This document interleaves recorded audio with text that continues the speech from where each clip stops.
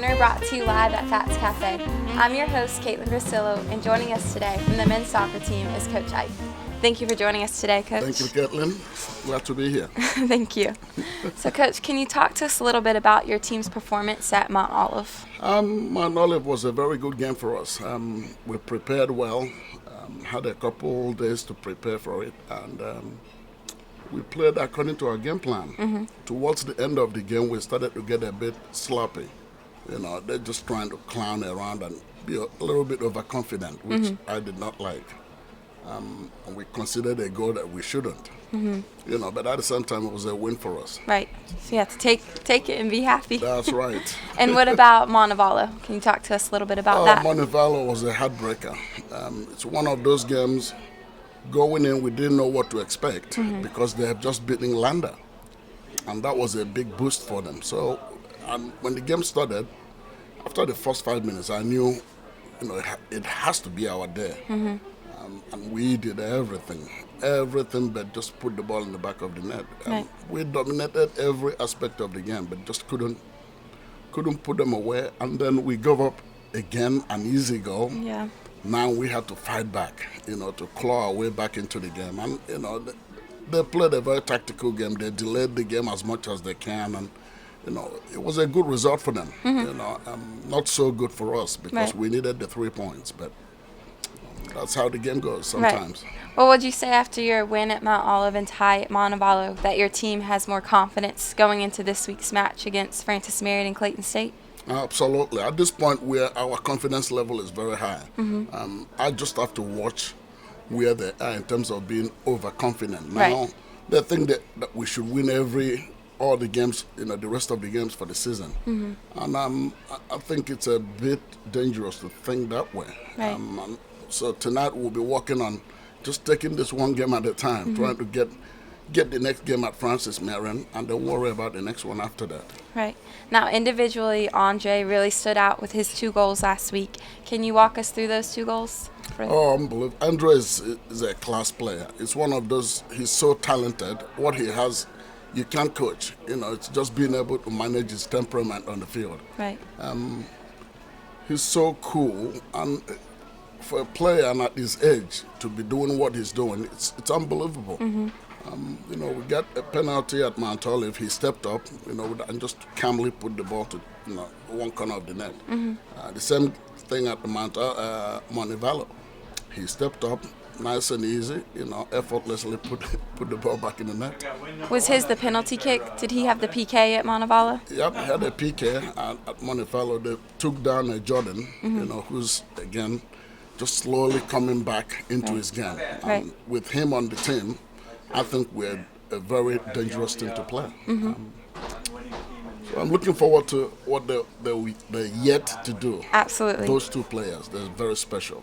Now, as you mentioned, you have Jordan back. You also have Rodrigo. How is it having those 2 guys working back into the lineup? So it balances our team out.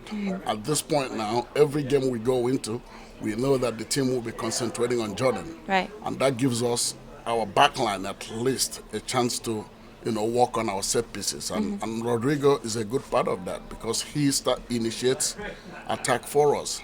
So having him back is a huge, huge plus. Would you say having Jordan back also helps take more pressure off of Jarrell? Absolutely. That's what, that's one of the things he does. Apparently, Jarrell is now getting very anxious to score. And as a player, when you try too hard, things get just to be a little tough. Right. And I'm just trying to get him to calm down and play his game. Right now he's trying way too hard, to force things to happen. And in this game, you can't do that. Right. Now, more on the defensive side, you have Dean Smith on your squad, who has not only started every single game of his career, but who's also just named the Defensive Player of the Week. What does that say about him? Dean is a special kid. He's a special guy. He's one of those. He's a coach's player. He's one of those kids that you love to have on your side. He does simple things and he does them well.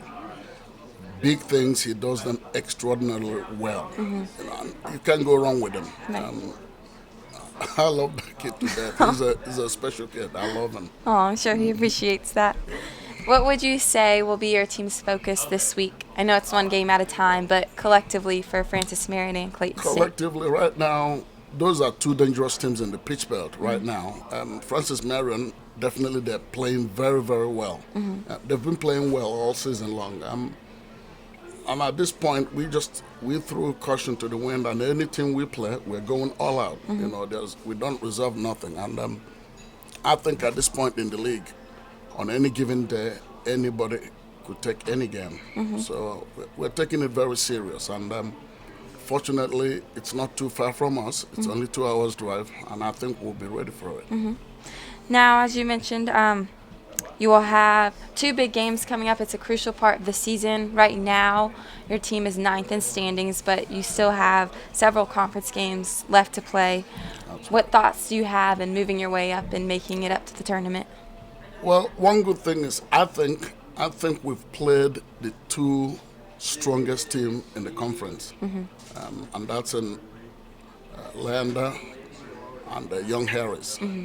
So I think the rest of the teams in the league, I think on any given day, anybody could beat anybody. Right. So I think we're in a very good position. Most teams have played 8 games. We've only played 4. So I think, we stand a good chance of sneaking up again as we've always done. You know, I'm hoping that we'll end up in about the 3rd or 4th position at the end of the season. Okay. And you have 5 games in 10 days. How does that affect your team? How do y'all plan to make that happen? Well, we prepared for it. Okay. That's one of the things we did preseason, you know, knowing that this schedule will get like this at this point. So I think we're ready. At this point, we only have one serious injury, and that's Brett Smith, who rolled his knee the last 2 games.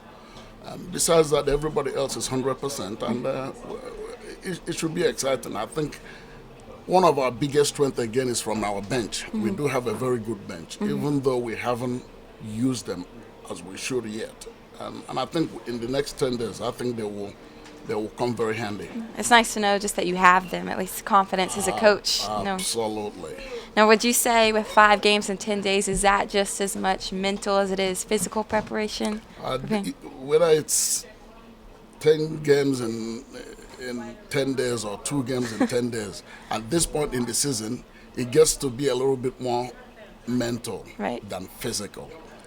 Physically, you may be tired, and that's where our bench comes in. But mentally, the starters have to be in every game. They have to show up every game.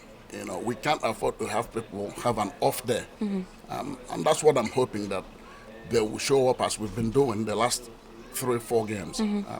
I think if we do that, 5 games in 10 days will be easy. And how many of those games will be home? I know Clayton State is home. Clayton State is home. North Georgia is home. Georgia Southwestern is home. Okay. Those are 3 games I think we have a very good chance of winning. Definitely helps having. Yep. And then Pembroke, we're going away. Okay. And who, in your eyes, I know you expect everyone on your squad to step up, but individually, can you point out a few that you have high hopes for? I think right now Jordan is beginning to get back to match fitness.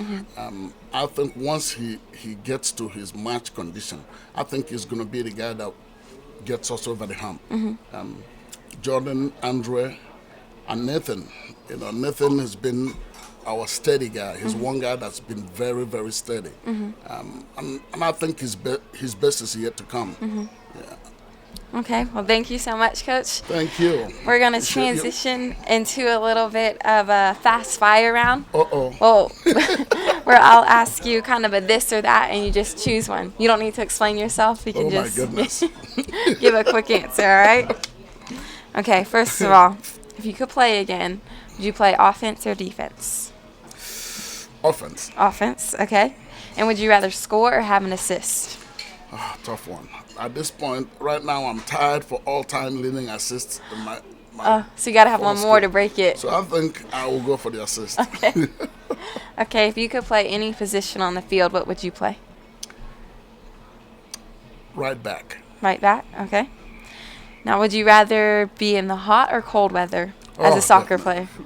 Would you rather? I'd rather be in 100-degree weather than cold. Probably doesn't feel too nice getting hit with the soccer ball in the freezing cold. No. I did that for 4 years and it wasn't fun.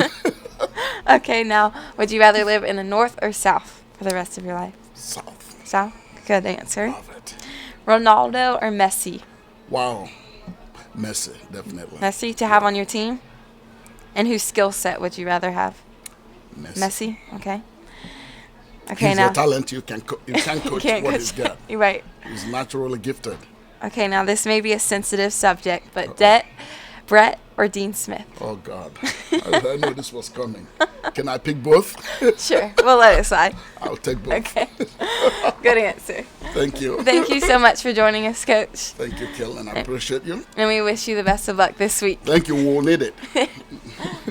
That wraps up another edition of Coach's Corner, brought to you live at Pat's Cafe with Coach Ike. I'm your host, Katelyn Grisillo. Thank you for watching. Thank you.